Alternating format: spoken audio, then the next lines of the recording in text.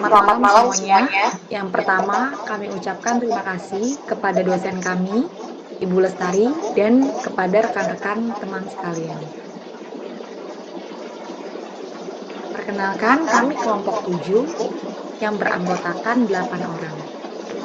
Yang pertama ada Agnes, kedua Sri Wahyuni, ketiga Erista Nirma, keempat Zela Fensya, kelima Maria, keenam Tiara Putri, ketujuh Regina, dan yang terakhir Marisna. Di sini kami ingin mempresentasikan makalah yang berjudul Keputusan Investasi Modal.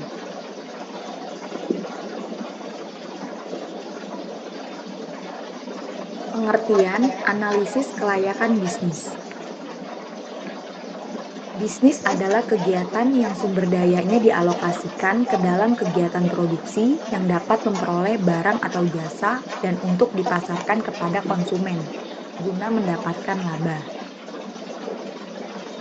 Sedangkan kelayakan adalah suatu penelitian untuk menentukan apakah manfaat yang dihasilkan dari suatu usaha lebih besar daripada biaya yang dikeluarkan.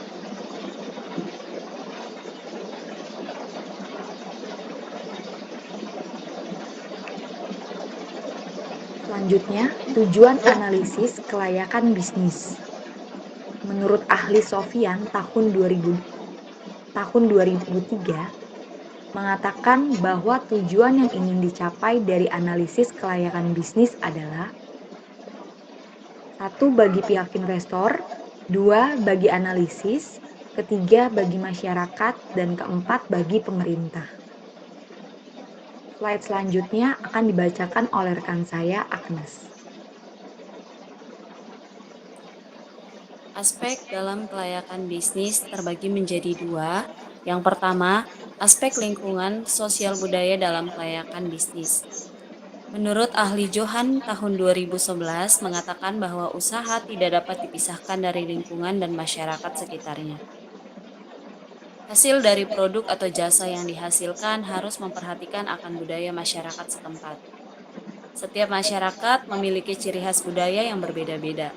Kepedulian dan perhatian akan aspek sosial budaya menjadi sangat penting untuk kelangsungan perusahaan jangka panjang. Yang kedua, aspek keuangan dalam kelayakan bisnis. Aspek keuangan digunakan sebagai alat untuk melihat realisasi terhadap investasi sudah sesuai dengan harapan atau belum. Selain itu, aspek keuangan juga meneliti pendapatan yang akan diterima jika usaha dijalankan. Dari berbagai macam aspek di dalam analisis kelayakan bisnis, aspek keuangan merupakan aspek yang memiliki pengaruh besar karena keputusan keuangan tidak hanya berdampak pada jangka pendek, namun juga berdampak pada jangka panjang. Slide selanjutnya akan dibacakan oleh rekan saya, Zela Fensya.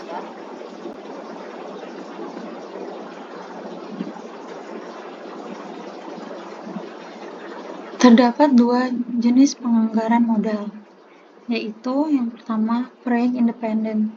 Adalah suatu proyek yang apabila diterima atau ditolak tidak akan mempengaruhi aliran kas proyek lain. B. Mutually exclusive project. Adalah suatu proyek yang apabila diterima akan menghentikan kemungkinan diterimanya proyek lain. Dalam melakukan analisis kelayakan bisnis, pada aspek keuangan ada beberapa hal yang perlu diperhatikan, yaitu investasi awal, biaya modal, pendapatan, biaya aliran kas, dan metode penilaian investasi.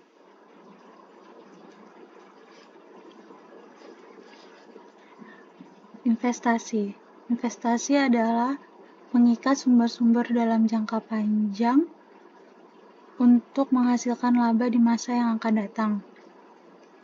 Investasi dapat dibagi menjadi 4 golongan, yaitu yang pertama, investasi yang tidak menghasilkan laba. Yang kedua, investasi yang tidak diukur labanya. Yang ketiga, investasi dalam penggantian mesin dan equipment. 4. Investasi dalam perluasan usaha. Selanjutnya akan dibacakan oleh teman saya, Risna.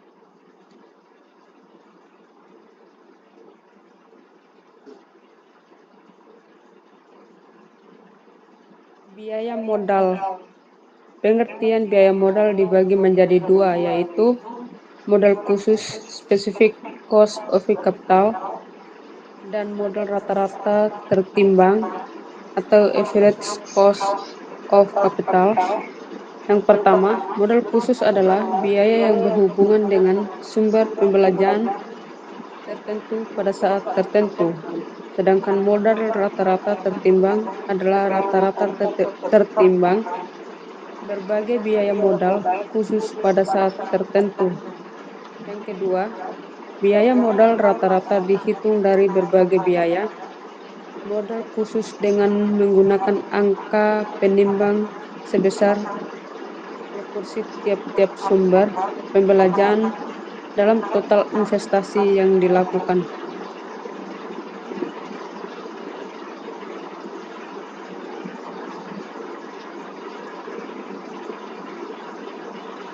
Terus yang berikutnya tentang pendapatan.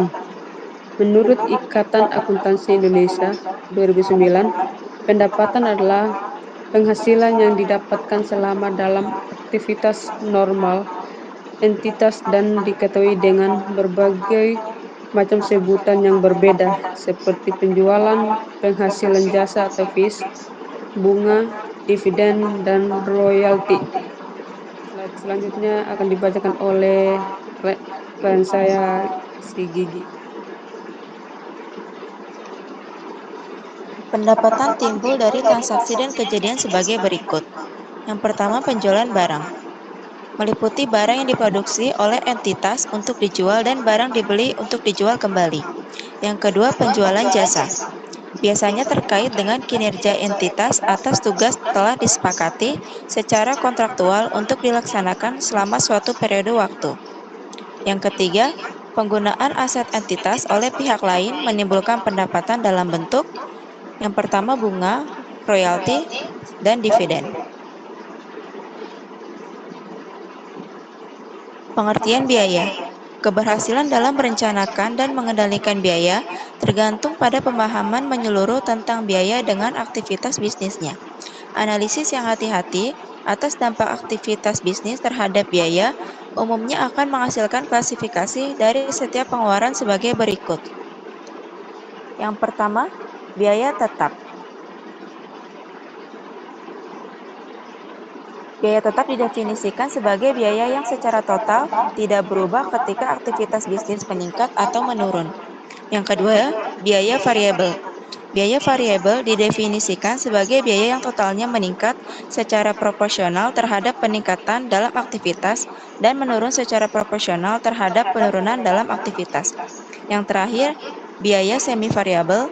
Biaya semi variabel didefinisikan sebagai biaya yang memperlihatkan karakteristik dari biaya tetap dan biaya variabel. Slide selanjutnya akan dibacakan rekan saya Sri Wahyuni.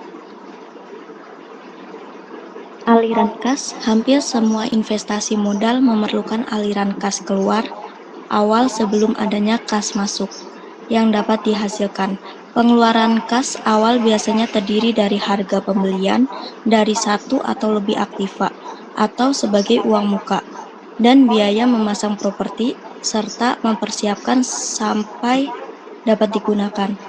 Aliran kas masuk yang diterima selama masa hidup proyek meliputi pendapatan dari tambahan bisnis yang dihasilkan oleh proyek atau penghematan biaya. Menurut Husnan tahun 2000, aliran kas yang berhubungan dengan suatu proyek dikelompokkan menjadi 3 bagian. Yang pertama, aliran kas permulaan, yang kedua aliran kas operasional, dan yang ketiga aliran kas terminal.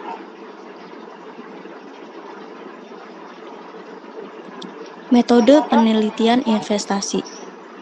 Sebelum suatu proyek investasi dijalankan, pihak manajemen, perusahaan atau pelaku bisnis perlu menerapkan metode untuk menilai atau mengevaluasi tingkat profitabilitas dari hasil proyek investasi tersebut.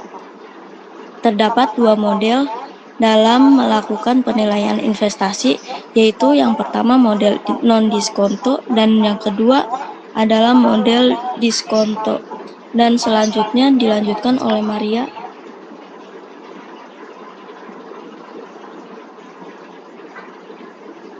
Model non-diskonto. Metode payback period. Berikut adalah rumus payback period. Payback period sama dengan nilai investasi dibagi kas masuk bersih dikali 1 tahun. Payback period memiliki kelemahan dan kelebihan dalam penggunaannya.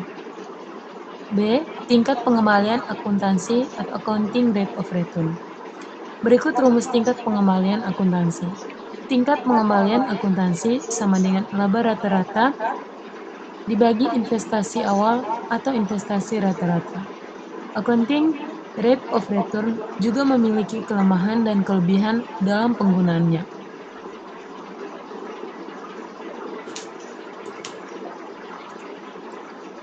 Model diskonto. A. Tingkat pengembalian internal atau internal rate of return. Dengan kata lain, IRR adalah suku bunga yang mengatur NPV proyek sama dengan 0. Persamaan berikut dapat digunakan untuk menentukan IRR proyek. I sama dengan sigma CFT dibagi 1 tambah I pangkat T, di mana I sama dengan nilai sekarang dari biaya proyek atau biasanya dari investasi awal. CFT sama dengan arus kas masuk yang diterima dalam periode T dengan T sama dengan 1. NI sama dengan tingkat diskonto atau return yang diharapkan. T sama dengan periode tertentu. Internal rate of return memiliki kelemahan dan kelebihan dalam penggunaannya.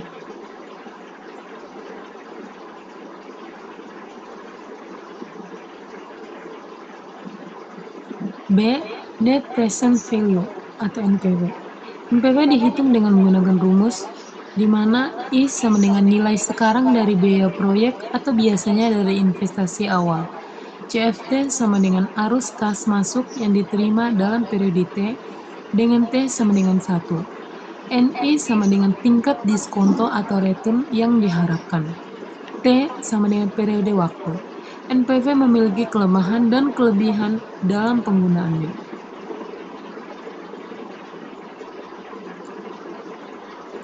Kriteria dalam pembentukan keputusan menggunakan NPV.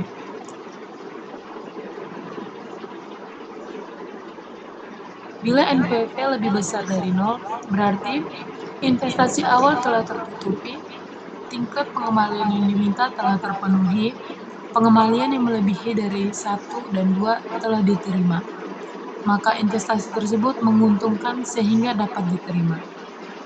Yang kedua, bila NPV lebih kecil dari 0, investasi lebih kecil dari tingkat pengembalian yang diminta, maka investasi ditolak. Yang ketiga, bila NPV sama dengan 0, berarti investasi awal telah tertutupi, tingkat pengembalian yang diminta telah terpenuhi, maka pengambil keputusan dapat menerima atau menolak investasi itu karena investasi tersebut akan menghasilkan jumlah yang tepat sama dengan tingkat pengembalian yang diminta.